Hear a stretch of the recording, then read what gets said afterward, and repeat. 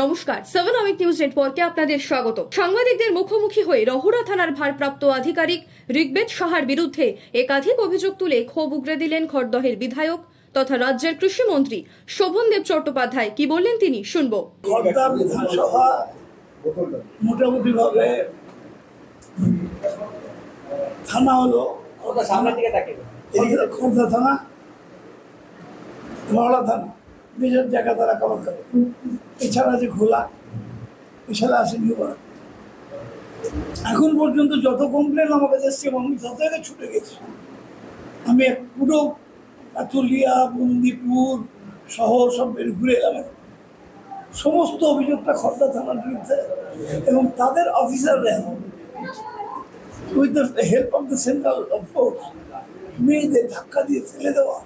একজন বৃদ্ধা ভোট দিয়ে শুধু টায়ার্ড হয়ে গিয়ে একটা বুথ অফিসে বসেছে, তাকে বসিয়েছে আমাদের ছেলেরা। সেই চেয়ার, 6খানা চেয়ার ভেঙে দিয়েছে বন্দিপুরে।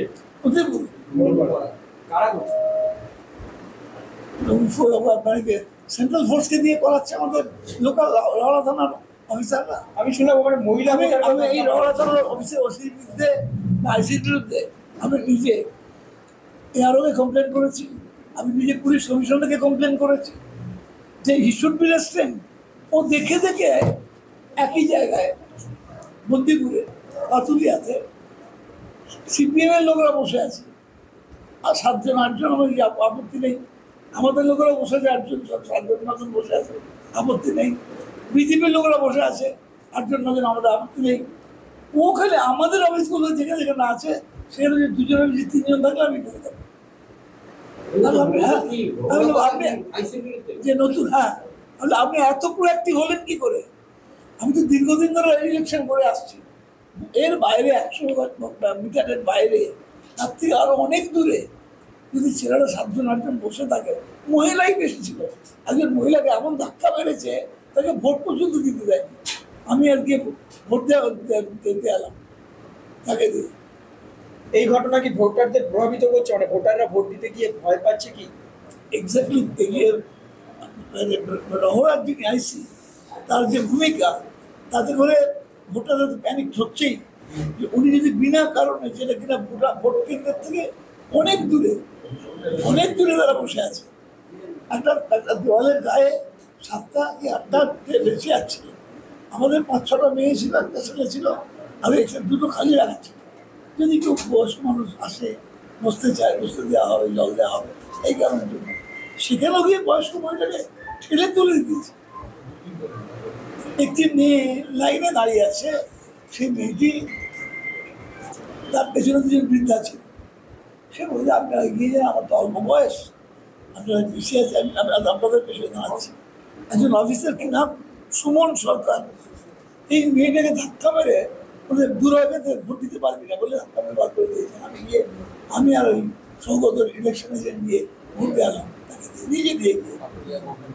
নিজে নিয়ে গিয়ে। এটা হচ্ছে গভর্নমেন্ট কোর্টে, বিভিন্ন জায়গায়। আমি আইসিকে বারবার করে বলছি যে আপনি এই আইন কোথাও থেকে করলেন যে 2জনের বেশি থাকতে পারবে না?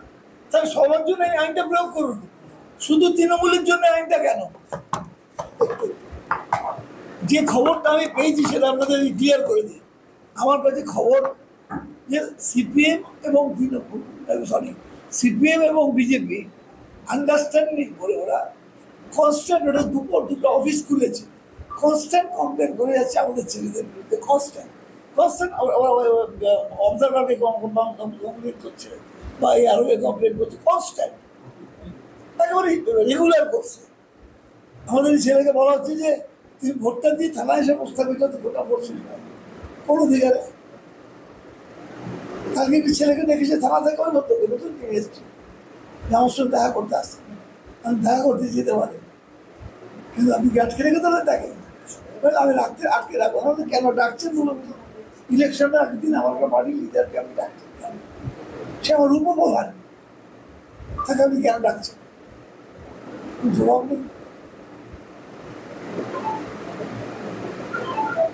যে এত প্রোঅ্যাক্টিভ, আমি তো মমতা ইলেকশন নিজের করেছি, এছাড়া আমাদের নেতাদের ইলেকশন করেছি।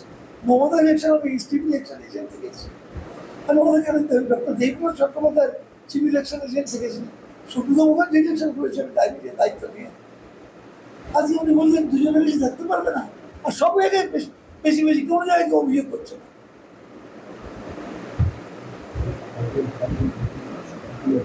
টাকাপাড়া 2 নম্বর ওয়ার্ডে পার্টি অফিস, আমি নিজে গিয়েছিলাম, অনেকক্ষণ ছিলাম ওখানে। আমি যা চোখে দেখেছি মানে ভাবা যায় না। আমরা এত বছর রাজনীতি দেখিনি, পুরো অফিসটা পুরো ছাই হয়ে গেছে। দুটো পাশাপাশি অফিস ছিল একসঙ্গে, একটা দেওয়ালে বাঁধা। এদিকে কিছু ছেলেরা বসবে, আর এদিকে কম্পিউটার রাখা ছিল। কম্পিউটার গেছে পুরো ছাই, টিভি ছিল একটা পুরো ছাই, খালি পেছনটুকু আছে। ছাতা ছিল সেগুলো পুড়ে গেছে, ফ্ল্যাগ ছিল, ফ্ল্যাগ স্ট্যান্ড ছিল, ফ্ল্যাগ ছিল, পুরো ছাই হয়ে গেছে, কিছু অবশিষ্ট নেই। কালকে রাত্রিবেলা হয়েছে, দুটোর পরেই হয়েছে, সে 3টে হতে পারে, 2:30 হতে পারে, পরে হয়েছে। দুটোর সময় একজন শেষ ব্যক্তি যিনি আমাদের কাছ থেকে এসেছেন, উনি তখন পর্যন্ত ঠিক দেখেছেন, তারপরে এটা হয়েছে। কিন্তু একটা ছেলেও গ্রেপ্তার হলো না, একজনও গ্রেপ্তার হলো না এখনো পর্যন্ত। অবশ্যই ব্যর্থতা, তাদের সাহায্য আছে, কারণ তারা কোনো অ্যাকশন নেয় না এখনো পর্যন্ত। সিপিকে জানিয়েছেন আপনি? যেহেতু সিপিকে জানিয়েছি, বিআরওকেও জানিয়েছি, আমাদের যে এখানকার অবজারভার তাকেও জানিয়েছি। খর্দা থেকে গৌতমী নাথ ও শ্যামল পালের রিপোর্ট, 7 আওয়ার নিউজ নেটওয়ার্ক। আরও বিভিন্ন খবরের আপডেট জানতে হলে 7 আওয়ার নিউজ চ্যানেলটিকে সাবস্ক্রাইব করতে ভুলবেন না, কারণ আপনাদের একটা সাবস্ক্রিপশন আমাদের কাছে অত্যন্ত মূল্যবান। জয় হিন্দ।